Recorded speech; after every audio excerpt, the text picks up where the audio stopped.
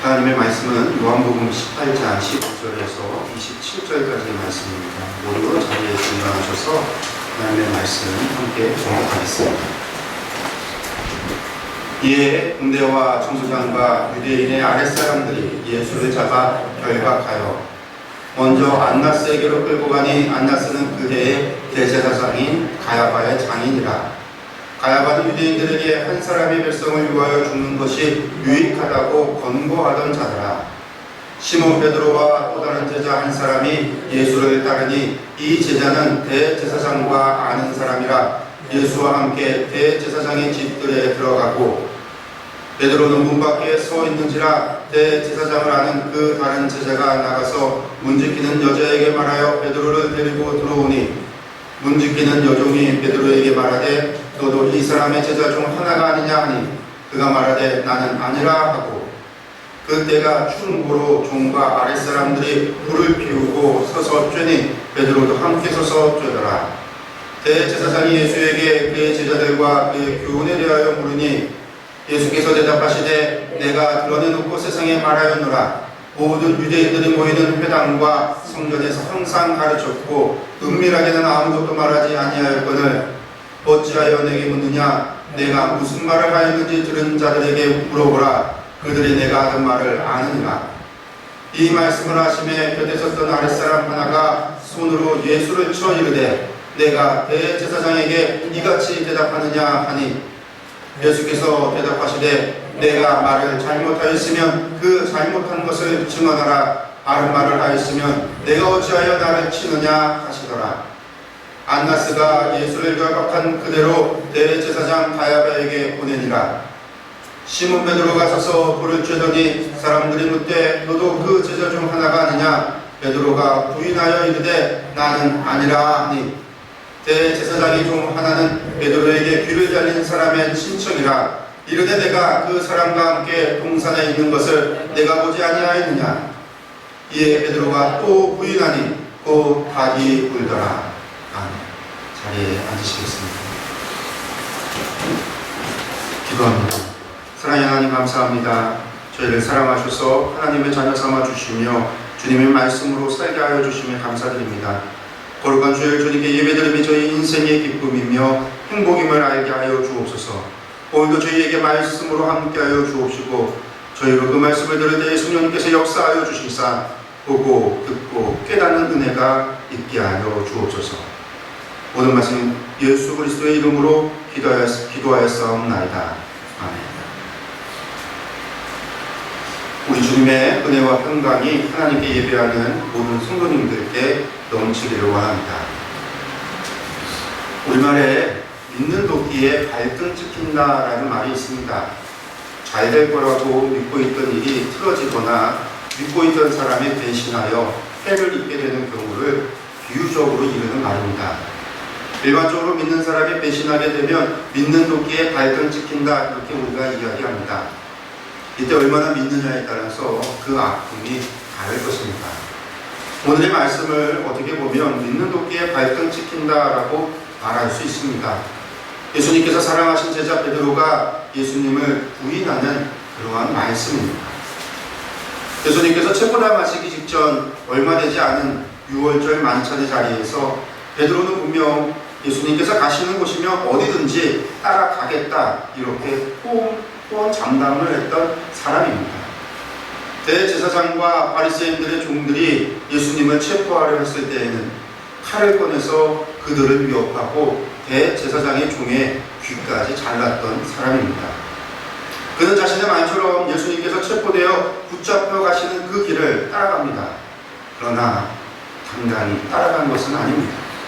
그는 먼 말치에 떨어져서 따라갑니다. 그리고는 결국 예수님께서 하신 말씀 그대로 예수님을 부인하기에 이릅니다. 우리는 오늘의 말씀을 보면서 베드로의 부인을 이야기하고 그의 배신을 이야기합니다. 마치 자신이 그 상황이 되었다라고 한다면, 내가 만약에 베드로였다라고 한다면 베드로와 같이 행동하지 않았을 것이라 자신하는 것만 같은 그러한 모습을 우리가 보일 때가 있습니다. 나는 다르다. 나는 결코 그러하지 않는다. 이렇게 말하기도 합니다. 성도 여러분, 정말 베드로와 같지 않으십니까? 그렇지 않습니다. 베드로의 모습이 바로 우리의 모습입니다. 베드로도 죽기까지 주님을 따르는 아름다운 주님의 제자로 살겠다 다짐했습니다. 빈말이 아닌 정말 그렇게 살고 싶었을 겁니다. 죽을지라도 죽음의 자리일지라도 예수님을 따르겠다는 베드로의 고백은 분명 그 순간엔 거짓이 아니었을 겁니다. 그러나 고난이 예상이 되자 베드로는 말을 바꿉니다. 자신의 다짐도 고백도 다 잊어버립니다. 이러한 베드로의 모습이 다른 이의 모습이 아닙니다. 우리의 모습입니다. 저와 여러분의 모습이기도 합니다. 세상의 고난 가운데 꺾여지고 작아지는 우리의 모습입니다. 입으로는 수없이 고백하고 다짐을 했습니다. 부흥회라도 하며 믿음의 용사로 결단을 했습니다. 찬양의 가사에 마음을 담아 주님 말씀하시면 가고 멈추라 하면 멈추는 인생을 살겠다 이렇게 고백했습니다.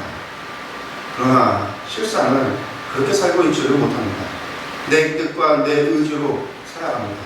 그러다가 고난과 시험이 오면 낙담하고 쓰러지고 넘어지기도 합니다. 베드로의 모습 그대로 그렇게 우리도 살아가고 있다는 겁니다. 우리를 믿으시는 예수님의 발등을 수없이 내리치는 도끼가 되어서 그렇게 살고 있습니다. 저도 여러분 오늘 베드로의 이야기 속에서 베드로와 같은 우리의 모습을, 나의 모습을 발견하시기를 원합니다. 우리의 죄인됨을 깨닫고 고백하는 시간 되기를 간절히 소망합니다. 그리고 우리가 처음 주님 앞에 고백했던 것처럼 주를 위하여 살겠다라는 각오를 새롭게 하며 하나님의 참된 제자로 회복되는 귀한 은혜가 있기를 축원합니다. 우리 말씀으로 가서 다시 한번 보도록 하겠습니다. 12절에서 14절까지의 말씀입니다. 이에 군대와 천부장과 유대인의 아랫사람들이 예수를 잡아 결박하여 먼저 안나스에게로 끌고 가니 안나스는 그 해의 대제사장이 가야바의 장인이라. 가야바는 유대인들에게 한 사람의 백성을 위하여 죽는 것이 유익하다고 권고하던 자더라. 아멘. 예수님께서 겟세마네에서 체포되어 끌려가신 곳은 안나스라고 하는 사람에게입니다. 예수님께서 체포되던 해에 대제사장은 가야바였습니다. 그의 장인이 되는 사람이 바로 안나스입니다. 이 안나스는 6년에서 15년까지 대제사장을 했던 사람입니다. 헤롯이 유다의 왕이 되고 나서 대제사장직을 1년직으로 임명을 하게 됩니다. 당연히 대제사장이 되고 싶은 사람들은 헤롯에게 뇌물을 사용을 했고 좀 더 많은 돈을 준 사람이 그 대제사장직을 하게 됩니다. 이것이 1년마다 반복이 됩니다. 이후 로마의 총독이 다스리게 되었을 때에도 변함없이 로마 총독에게 돈을 주고 대제사장직을 사게 됩니다. 그런 이들 가운데 한 명이 바로 이 안나스라고 하는 사람입니다. 그런데 안나스가 6년의 대제사장이 된 이후에는 이 안나스의 가문이 계속해서 대제사장직을 독점을 하게 됩니다. 그가 대제사장직을 오랜 기간을 하고 난 다음에 그의 아들들이 차례차례 대제사장직을 하게 되고 이제는 그의 사위까지 대제사장이 된 겁니다. 사실상 유다의 종교 권력을 이 안나스의 가문이 차지하고 있었다라고 이해를 하면 됩니다. 이들은 성전의 제휴용품을 파는 시장을 독점합니다. 그래서 예수님 당시 이 시장을 안나스의 상점, 안나스의 시장이라고 불렀습니다. 그들은 이곳에서 돈을 벌어서 이 돈으로 대제사장직을 사기를 반복을 합니다. 그들은 대제사장이지만 전통성이 없었습니다. 하나님에 대한 믿음이나 신앙도 없었습니다. 그들은 로마가 다스리고 있는 현실에 만족하고 있었습니다. 로마의 통치 아래에서 종교적인 권력을 누리며 유다에서 가장 많은 경제적인 이득을 보는 그러한 자들이었습니다. 그러나 누군가 이러한 상황을 뒤바꾸려고 한다면 당연히 이 사람들은 그런 것들을 자신들에 대한 권력의 도전으로 이해를 하고 바라봤습니다. 그렇기에 그런 것들을 가만히 두고 볼 수가 없습니다. 이것이 14절에서 가야바가 했다라는 이야기입니다. 이것은 이미 앞서 요한복음 11장에서 예수님께서 죽은 나사로를 살리자 수많은 사람들이 예수님을 따르기 시작을 하고 그것 때문에 이 문제 때문에 대제사장이 공회를 열어서 이 예수님을 가만히 둬서는 안 되겠다. 이 예수라는 사람을 죽여야 되겠다라고 모의를 했던 그 모의의 내용입니다. 이때 그들의 논리가 바로 14절에 가야바의 주장이었습니다. 유대인들에게 한 사람이 백성을 위하여 죽는 것이 유익하다라는 거였습니다. 즉 수많은 사람들이 예수님을 따르면 로마가 볼 때 반란으로 보고 군대를 파견하여 진압을 하게 되면 수많은 사람들이 죽고 고통을 당하게 되니 그보다는 차라리 예수 한 명을 죽이면 이러한 모임도 없어질 것이고 이러한 소동도 가라앉게 되고 로마도 군대를 동원하지 않을 것이라는 주장입니다. 이것이 나라를 지키는 가장 좋은 최소한의 희생으로 가장 좋은 결과를 만들어내는 것이다 라는 주장을 했습니다. 어찌 보면 백성을 생각을 하고 나라를 생각하는 말처럼 들리지만 사실은 자신들의 기득권을 지키고자 지금의 상황이 바뀌지 않고 로마가 계속해서 통치하고 자신들은 그 로마의 통치 아래에서 종교의 권력을 누리고 경제적인 이득을 보는 것, 이것을 유지하기 위한 주장이었습니다. 이처럼 예수님께서는 대제사장과 바리새인들의 권력욕과 욕심으로 인해서 불의하게 잡히신 겁니다. 또한 이 재판조차 불법적으로 이루어진 재판입니다. 정통성 없는 대제사장, 그 대제사장도 아닌 장인인 안나스에게 재판을 받고 신문을 당하는 불의한 일을 당하고 계시는 겁니다. 성도 여러분, 예수님을 적대하는 자들이 아무리 포장을 그럴듯하게 하고 있지만 저들은 분명 자신들의 기득권을 지키기 위해서 예수님을 죽이고자 하는 겁니다. 예수님께서 하나님의 아들이신지 메시아인지 관심이 없습니다. 예수님께서 수많은 표적을 행하셔서 예수님이 누구신가를 증거하셨습니다. 예수님의 가르침이 옳다 할지라도 저들은 그저 자신들의 기득권을 지키기 위해서 예수님을 불의한 재판에 세우고 있는 겁니다. 이러한 재판이 진행되는 가운데 베드로도 예수님을 따라서 이 대제사장인 가야바의 집까지 왔습니다. 15절에서 18절의 말씀을 보겠습니다.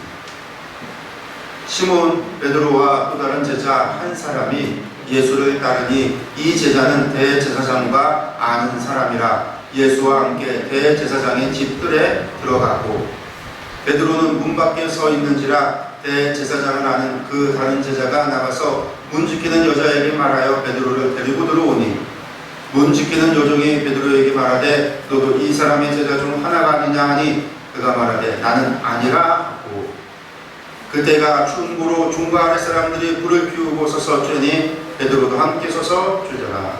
아멘. 요한복음을 보면 베드로뿐만이 아니라 또 다른 제자 한 명이 대제사장의 집에 왔다고 이렇게 기록하고 있습니다. 이름이 기록되어지지 않은 이 제자는 아마도 요한복음을 기록한 사도 요한 자신이지 않을까 이렇게 추측을 하기도 합니다. 또 그런데 어떻게 보면 대제사장을 알고 있다라고 하는 것을 보면 사도 요한이 아니라 아마도 공회원 출신의 제자가 한 제자가 아닐까 이렇게 생각도 합니다. 그는 이후 예수님께서 이 사도 요한 같은 경우는 예수님께서 골고다 언덕에 십자가에 달리실 때도 함께 있었습니다. 그러니까 아마도 계속해서 예수님이 끌려가시고 재판받는 과정에 있었던 사람이 사도 요한이 아닐까라고 하는 추측을 하게 되는 겁니다. 요한복음에서 이처럼 또 다른 제자가 이 대제사장 집에 있었다라고 기록하는 이유는 이제부터 일어날 일, 베드로의 일들을 목격한 제자가 있다라고 하는 사실을 분명하게 보여주고자 하는 겁니다. 이 제자는 예수님과 함께 대제사장의 집에 들어갔습니다. 반면에 베드로는 문 밖에 들어오지 못하고 문 밖에 서 있습니다. 그래서 이 제자가 문 지키는 여종에게 부탁을 해서 베드로를 뜰 안으로 들어오게 합니다. 그런데 이때 문 지키는 여종이 베드로에게 말합니다. 너도 이 사람의 제자 중 하나가 아니냐? 이렇게 묻습니다. 그러자 베드로는 나는 아니라 이렇게 대답합니다. 그리고는 모닥불을 피운 곳에서 종들과 경비병들과 같이 불을 쬐며 예수님의 재판을 지켜봅니다. 로마식 구조, 당시의 집 구조가 어떻게 됐냐면 이렇게 이제 담으로 둘러싸여져 있는 집에 한쪽은 2층 집으로 되어져 있고요. 이쪽 앞에는 뜰이 있습니다. 그래서 이 뜰에서 지금 경비병들과 종들, 여기서 경비병들은 성전 경비병들로 대제사장의 수족들입니다. 그들과 함께 베드로가 쬐고 있는 것이고, 예수님께서는 지금 2층에서 안나스에게 재판을 받고 있는 상황이었다라고 생각하시면 돼요. 그러니까 베드로가 1층 아래 뜰에서 2층의 홀을 바라보면서 예수님의 재판을 겪는 줄로 보고 있는 거죠. 이때가 6월절 기간이니까 날씨가 매우 쌀쌀한 날씨입니다. 그래서 모닥불을 피워야 밤을 지낼 수 있습니다. 베드로가 그곳에 가서 대제사장 집 하인들과 섞여 앉습니다. 마치 예수님의 제자가 아닌 것처럼, 대제사장 집의 하인 중 한 사람인 것처럼, 아니면 지나다가 들린 손님처럼 그렇게 자신을 숨기고 있습니다. 그럼 베드로에게 너 예수님 제자 맞지? 라고 묻는 여종의 이야기에 베드로는 속으로 가슴이 철렁했을 겁니다. 그 말소리는 저 사람 예수님의 제자니까 저 사람도 체포하세요 라는 말이 포함되어 있는 것 같습니다. 어쩌면 말고의 귀를, 이 대제사장의 종인 말고의 귀를 자르던 사람이 저 사람이 확실하니까 저 사람은 체포하라는 말로 들렸을 것 같습니다. 베드로가 죽기까지 주님을 따르겠다고 말을 했지만 지금은 그런 고백도 그 담대함도 다 사라져버리고 두려움에 쌓여서 여종이 말하는 그 말에 자신의 스승이신 예수님을 부인하고 있는 겁니다. 예수님의 제자가 아니라 그렇게 거짓말을 합니다. 자신을 숨기고 무리와 섞여 세상 사람의 흉내를 내고 있는 겁니다. 성도 여러분, 세상에 살면서 그리스도인이라고 밝히는 것이 어느 때는 불리하다고 생각이 될 때가 있습니다. 조금만 잘못을 해도 그리스도인이기 때문에 더 큰 비난을 받을 수 있습니다. 큰 잘못이 없는데도 예수님을 섬긴다는 이유로 각종 비난을 받을 수 있습니다. 코로나19에 걸린 사람이 한둘이 아니지만 교회가 걸리고 교회에 문제가 생기면 하이에나처럼 달려드는 사람들, 세상에 악한 이들이 분명히 있습니다. 그러나 주님께서는 우리를 향해서 세상에 소금이 되어 그 짠맛을 잃지 말라고 분명하게 말씀하십니다. 소금이 되어 세상의 부패방지 역할을 하라는 것이 아니라 그리스도인으로서의 정체성을 잃지 말라고 하셨습니다. 또한 세상의 빛이라 말씀하시면서 등경 아래에 숨겨두지 말고 세상에 드러내라고 말씀하셨습니다. 그렇습니다. 저와 여러분들은 그리스도인입니다. 자랑스러운 하나님의 백성입니다. 세상에 그리스도인이 되어 불리한 일을 겪는다 할지라도 우리의 정체성을 잃지 말아야 할 것입니다. 우리의 정체를 숨겨서도 안 될 것입니다. 세상과 구별이 되어 구별된 그리스도인으로서 하나님의 백성으로서 살아야 합니다. 세상 그 누가 보아도 그리스도인이라는 사실을 알도록 그렇게 행동하고 그렇게 말하며 그렇게 살아야 할 것입니다. 그러나 지금 베드로는 그러지 못하고 있습니다. 용기를 내어 대제사장의 집까지 쫓아가왔지만 여종 앞에 무너지고 맙니다. 자신의 신분을 속이고 저들의 무리에 섞여서 예수님의 재판을 바라보고 있습니다. 19절에서 21절의 말씀입니다. 대제사장이 예수에게 그의 제자들과 그의 교훈에 대하여 물으니 예수께서 대답하시되 내가 드러내놓고 세상에 말하였노라. 모든 유대인들이 모이는 회당과 성전에서 항상 가르쳤고 은밀하게는 아무것도 말하지 아니하였거늘 어찌하여 내게 묻느냐. 내가 무슨 말을 하였는지 들은 자들에게 물어보라. 그들이 내가 하던 말을 아느니라. 예수님께서 대제사장의 집에 끌려왔고 대제사장 앞에 있습니다. 그러나 재판은 지금 안나스에 의해서 진행이 됩니다. 19절에 대제사장이라고 되어 있지만 이는 전임 대제사장이었던 안나스를 지칭하는 말입니다. 안나스는 예수님께 제자들은 어디 갔고 사람들에게 그동안 무엇을 가르쳤느냐 이렇게 묻고 있습니다. 지금은 일단 종교적인 종교 재판을 하고 있습니다. 이들에게는 사법권이 없습니다. 사람을 구속하고 재판을 하는 일련의 과정에서 그들의 행사할 수 있는 권한은 종교적인 문제에만 국한이 되어져 있습니다. 나머지 모든 것은 로마 총독에 의해서 이루어져야만 합니다. 그래서 이들은 먼저 예수님에게 율법을 어겼다라고 하는 이유로 종교적인 문제로 예수님을 죄목을 걸고자 지금 질문하고 있는 겁니다.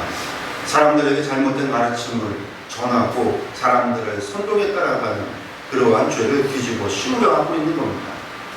그러나 예수님께서는 종교적으로 걸고 넘어질 것이 없습니다. 예수님께서 제자들을 가르치고 백성들을 가르쳤던 것, 이것은 언제나 공개된 장소에서 이루어졌습니다. 한 번도 은밀하게 이루어진 것이 없습니다. 모든 사람들이 이 사실을 다 알고 있습니다. 예수님께서는 숨어서 비밀스럽게 하지 않았다라는 겁니다. 유대인들이 보이는 회당에서 가르쳤고 성전에서 가르쳤습니다. 그때마다 예수님께서는 성경의 말씀을 가르쳤습니다. 사람 가려가며 가르친 것이 또한 아니었습니다. 찾아오는 모든 사람, 그 사람이 유대인이건 사마리아인이건 이방인이건 로마인이건 차별하지 않고 공개적으로 가르쳤습니다. 그렇게 예수님께서는 당당하게 어찌 내게 묻느냐라고 말씀하십니다. 그리고 궁금하면 예수님 말씀을 들은 사람들에게 물어보면 다 알리리라고 말씀합니다. 그렇습니다. 예수님께서는 숨길 것이 없습니다. 백성들을 모아 물어보면 될 일입니다. 지금처럼 밤에 사람들 몰래 예수님을 체포하고 모든 사람들이 지금 밤새도록 유월절 만찬을 먹으면서 유월절 절기를 지키고 있는 이 시간에 예수님을 체포하여 재판을 할 이유가 없습니다. 대제사장과 바리새인들 스스로 유월절 절기를 어겨가면서 스스로 불의한 것을 알면서도 이 불의한 재판을 지키고 있는 것, 이것이 불의한 것이지 예수님이 행하신 것 가운데 불의한 것은 아무것도 없습니다. 그들도 예수님을 율법으로 걸고 넘어져서 예수님을 죽일 방법이 없다라는 것을 알고 있습니다. 이처럼 그들은 불법적인 재판을 합니다. 그러면서도 스스로 당위성을 만들었어요. 예수 한 명 죽이는 것이 이 나라를 살리는 것이고 백성을 살리는 것이라는 논리로 무장하고 그렇게 스스로를 세뇌하고 거짓으로 이야기하면서 그렇게 애쓰고 있는 겁니다. 예수님께서 너무나 당당하게 안나스에게 이야기를 하자 대제사장의 아랫사람 하나가 나섭니다. 22절에서 24절의 말씀입니다. 이 말씀을 하시며 곁에 섰던 아랫사람 하나가 손으로 예수를 처리를 해 내가 대제사장에게 이같이 대답하느냐 하니 예수께서 대답하시되 내가 말을 잘못하였으면 그 잘못한 것을 증언하라. 바른 말을 하였으면 내가 어찌하여 나를 치느냐 하시더라. 안나스가 예수를 결박한 그대로 대제사장 가야바에게 보내니라. 대제사장의 하나, 그 부하 하나가 예수님 답변이 대제사장의 권위에 도전하는 것으로 생각을 했는지 불손하다고 생각을 했는지 예수님을 때립니다. 그래서 예수님께서는 내가 잘못했으면 그 잘못한 것을 네가 증언해봐라 이렇게 말씀합니다. 여러분들 이것이 불법을 자행하는 자들의 모습입니다. 종교 재판을 한다고 하면서 불법과 무력과 폭력으로 예수님을 다스리려 합니다. 세상의 권위에 붙어있는 이들의 부하는 자신의 상관의 자존심을 세우기 위해서 죄 없는 예수님을 때립니다. 예수님께서는 이처럼 사람들에게 죽음보다 더한 수욕을 당하고 계십니다.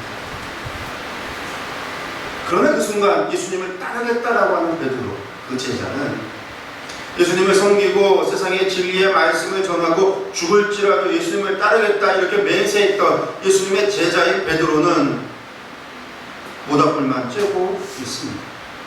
베드로는 먼 발치에서 예수님을 보고 있었을 겁니다. 밧줄에 묶여서 무기를 들고 있는 군사들의 위협을 받으며 신문을 당하며 그들에게 매맞는 예수님을 보고 있을 겁니다. 그런데도 베드로는 지금 불만 쬐고 있습니다. 성도 여러분, 그리스도인이란 예수로 죽을 수도 있는 사람들의 칭호입니다. 예수를 믿어 오래 살고 잘 사는 것이 목표인 사람이 아니라 예수님의 이름으로 살아가는 것을 목표로 하는 사람들입니다.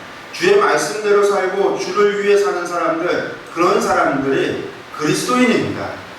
같은 공간에서 예배를 드린다고 다 같은 그리스도인이 아닙니다. 모양은 같지만 그 중심에 예수님이 없다면 그는 분명 그리스도인이 아닙니다. 종교 행위를 하고 종교적인 삶을 산다고 해서 그리스도인이 되는 것이 아닙니다. 삶의 목표가 바뀌어야 합니다. 삶의 목표가 바뀌고 삶의 모양이 바뀌고 삶의 내용이 바뀌어야 합니다. 먹고 마셔도 주의 영광을 위해서 하는 거고 살아도 주를 위하여 살고 죽어도 주를 위하여 죽는 것, 그러한 삶을 사는 이들이 그리스도인입니다. 성도 여러분, 베드로의 모습을 보면서 오늘 이 땅에 살아가는 우리의 모습을 살피시기를 원합니다. 우리도 당할 고난과 참기 때문에 예수님의 제자임을 숨기는 삶을 살고 있는 것은 아닌지, 지금도 예수님 저기서 고난당하시고 고통당하시고 있는 그 순간에 불만 쬐고 있는 베드로의 모습이 우리의 모습은 아닌지 스스로 되돌아보게 있기를 간절히 축원합니다. 안나스는 예수님을 향한 신문을 그만두고 사인 가야바에게 보내버립니다. 25절과 26절의 말씀입니다.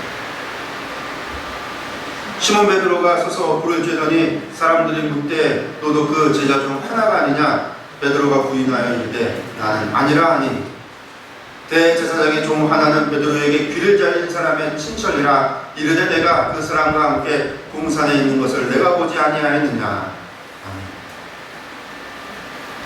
베드로는 가슴이 탔을 겁니다. 뛰어나가서 이야기를 할까? 아니면 참고 견뎌야 할까? 만약 내가 제자라고 했다가 체포라도 당하면 어쩔까? 수많은 생각 가운데 예수님께서 묵히시고 맥을 맞으시는 것에 제정신이 아니었을 겁니다. 이때 불제된 사람이 베드로를 보고 말합니다. 너도 그 제자 중 하나가 아니냐? 이 말에 베드로는 또 나는 아니라 이렇게 말합니다.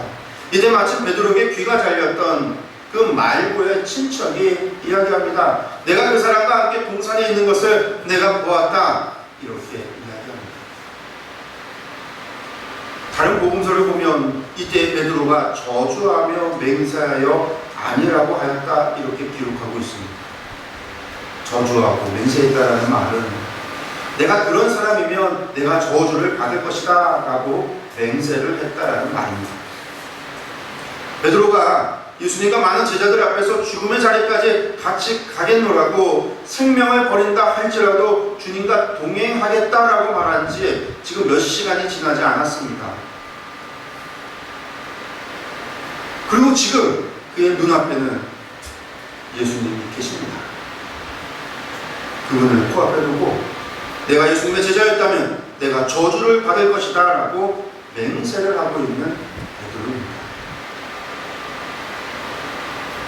성도 여러분, 이것이 저와 여러분의 모습입니다. 주를 위하여 생명까지도 드리겠노라고 아골골짝 빈들까지라도 복음 들고 나가겠노라고 나의 모든 삶을 주님께 드리겠노라고 맹세에 맹세를 했지만 세상의 세파와 세상의 어려운 일에 무릎 꿇고 살아온 저와 여러분들의 모습입니다. 세상 즐거움에, 세상 욕망에, 세상 기쁨에 주님 말씀대로 살겠다라고 하는 그 모든 결단과 결심을 내던져버리고 살았던 우리들의 모습입니다. 베드로를 탓할 일이 아니라 우리의 삶을 되돌아보아야 할 일입니다. 내 삶을 점검해 봐야 할 일입니다. 성도 여러분, 우리의 머리카락까지 세시는 하나님, 여기도 계시고 우리 곁에도 계시며 우리의 작은 신음까지도 듣고 계시는 하나님이십니다. 우리의 욕심, 우리 마음속까지도 알고 계시는 그 하나님 앞에 저와 여러분들이 서 있고 저희들이 그 하나님 앞에 살아가고 있음을 기억해야 합니다. 마지막 27절의 말씀을 읽겠습니다. 이에 베드로가 또 부인하니 곧 닭이 울더라. 다른 성경에는 이 대목을 베드로가 닭이 우는 소리를 듣고 나가서 통곡하며 울었다고 기록하고 있습니다. 이런 베드로였습니다. 아니, 다른 제자들은 어디로 갔는지 그 흔적도 찾을 수 없습니다. 어디로 갔는지 무엇을 하는지 성경에는 기록조차 하고 있지 않습니다. 너 예수님 제자 맞지? 라고 묻는 물음에 이 베드로는 주님을 부인했습니다.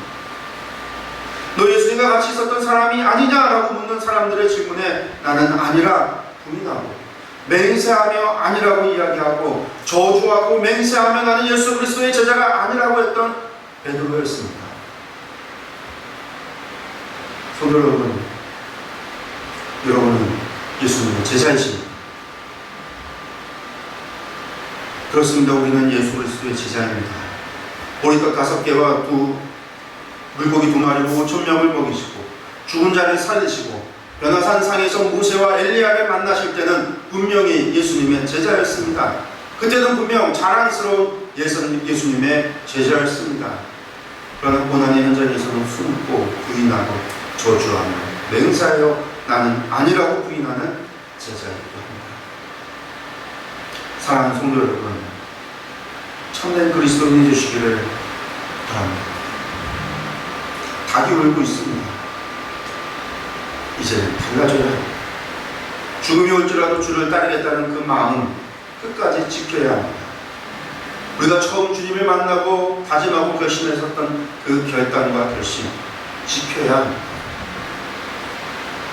우리의 벗어났던 관역을, 우리의 방향을 바꾸고 우리의 뜻대로 향해 나아가야 할 것입니다.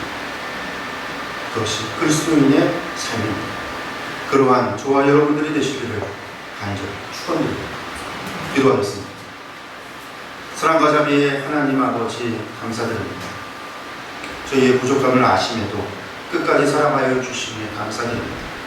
그 사랑을 마음에 새기고 주님의 제자로서 하나님의 거룩한 백성으로서 이 세상에서 당당히 살아가는 저희 모두가 되게 하여 주옵소서. 우리의 삶을 돌이켜 주님께서 원하시는 그러한 삶, 하나님께서 기뻐하시는 삶, 우리의 표대를 향하여 좌우로 우로 치우치지 않는 삶, 그러한 삶을 살아가는 저희 모두가 되게 하여 주옵소서. 우리 주 예수 그리스도의 이름으로 기도하옵나이다.